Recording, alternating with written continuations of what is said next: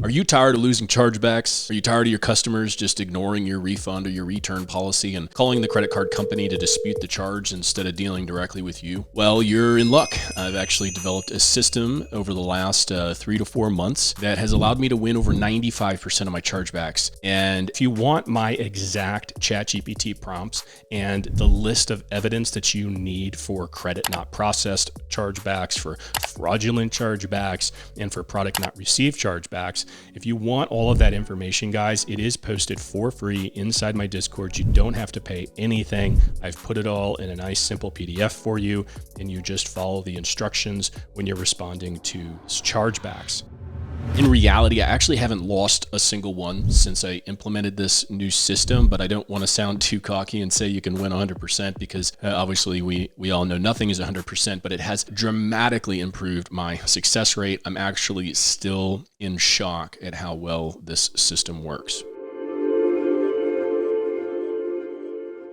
The reality is, with each passing year, customers seem to be filing more and more disputes with merchants, even though your service or product stays the same. And honestly, most of the time we're getting better year over year, but for whatever reason, customers seem to be filing more and more chargebacks. Why is that? Well, it's extremely easy. In fact, it's way easier to just call your credit card company than it is to deal with a merchant directly and go through the refund process. So most of the time, most merchants require you to ship a product back to them in order to get a refund. Some people don't feel like going to the post office, and so instead they just call up Amex and they say, hey, I've got a problem with this charge on my invoice and I'd like it removed. And of course, Amex happily obliges because this is their customer, so they're going to do what is asked of them. So what I'm going to do in this video is actually level the playing field for you. And as a disclaimer, this strategy is built on the assumption that the customer is lying. If in fact you did not deliver the item that customer ordered, or if you failed to uphold any part of the agreement that you made with the customer, then this does not apply to you. But what usually happens is the customer is either tired of waiting for their order to arrive or just not in the mood to ship the item back to you, and instead they lie to the credit card company and have them file a chargeback. What most of you don't realize is that the customer has a certain set of obligations, and if they don't fulfill these obligations, then they're not supposed to win these disputes. So all you have to do is prove that they didn't fulfill their obligations, and you will win every single one of these cases. So what I'm going to do for you now is tell you exactly what evidence you need to find, how to prepare in a professional way, and how to submit it to the chargeback company. If you don't do these things, the customer will win by default. That's how the system is set up. So if you're not defending yourself, you have no chance at winning. There are 4 kinds of disputes that we commonly see in the e-commerce world. Those are fraudulent charges, product not received, product not as described, and credit not processed. And I have a very specific system for all 4 of those.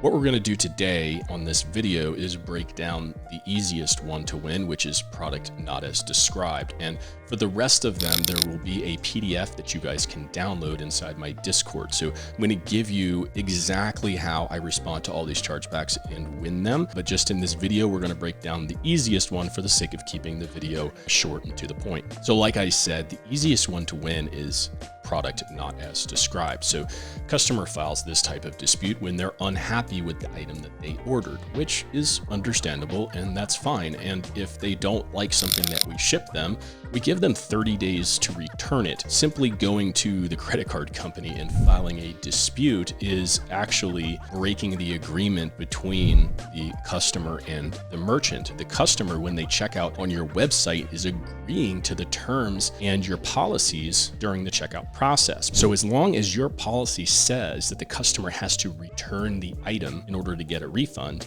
then this case is extremely easy to win. All you have to do is take a screenshot of your refund policy. As long as it says that the customer has to return the item to get a refund, then you will win this case. But what most people don't realize is that the people who work at these credit card companies, they don't have access to the outside internet. They are on a secure server. They can't go to your site and see the refund policy for themselves. So you have to take a screenshot of it. It's recommended to circle or highlight the relevant information for them so they can find find it easily, and then you upload that screenshot with your response. If you don't do this, then the agent who's handling your case will never know and give the benefit of the doubt to the customer, and they will win the dispute. Now, the other thing that I like to do, and this is kind of my secret weapon, and I don't think that most people are doing this, and I do believe that it has a huge effect on my success rate with these cases, is that I have a very specific prompt written out for ChatGPT, and I fill in the relevant information, the order number, customer name, the order amount, the evidence that I've found, all of that into my ChatGPT prompt, and Chat will spit out very professional, legalistic sounding letter that I sign. I'll digitally sign it with Adobe or whatever, and I'll put my personal name and my cell phone number on there and say, please contact me if you have any questions. And I upload that PDF of that letter to the credit card company with my response. The kinds of people that work at banks are going to respect this kind of response, and they're going to take you much more seriously. This isn't just working for me. I posted this information in the yard in my Discord a couple of weeks ago, and it's already helping so many of our clients. And now, obviously, the best defense is a good offense, and ultimately your goal should be to avoid chargebacks as much as possible. You should be giving your customers the best possible experience that you can. You should be selling them high quality products. You should be delivering them in a timely manner, and you should have good customer service. But even when you do all of these things, you will still get chargebacks and disputes. And I think it's very important for entrepreneurs to have the proper tools and the arsenal needed to win these disputes, because when the customer's lying, you should win, and you should know how to win. So if you follow this system, I promise it's going to make a significant difference in your success rate with these disputes. And if you have any questions about the process, you can always ask me directly in the Discord. Hopefully this information was extremely valuable to you guys. I know it is. Honestly, it saves me thousands of dollars a year. I know it will for you too. So if you appreciated this content, if you like the stuff that I'm putting out, please subscribe to the channel and drop a like. I really appreciate that stuff. It lets me know that my content is valuable and appreciated, and I'll keep putting it out there for you guys. So I'll see you in the next one.